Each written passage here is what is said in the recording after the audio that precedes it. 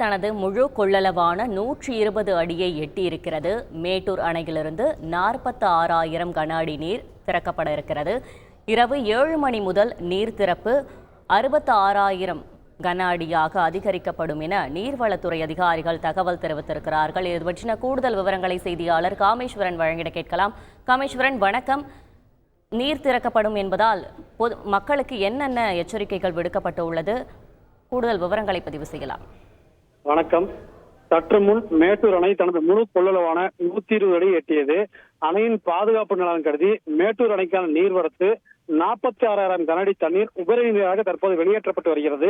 இதன் காரணமாக காவேரி கரையோரம் வசிக்கும் பொதுமக்களுக்கு வெள்ள அபாய எச்சரிக்கை விடப்பட்டுள்ளது. இந்த நீர் திறப்பானது இரவு 7 மணி முதல் 66,000 கனஅடி அதிகரிக்கக்கூடும் என்று தகவல் தெரிவித்துள்ளனர் நீர்வளத்துறையினர். மேலும் இரவு 8 மணிக்கு அது 81,500 கனஅடியாக அதிகரிக்கக்கூடும் என்று கூடுதல் தகவல் தெரிவித்துள்ளனர்.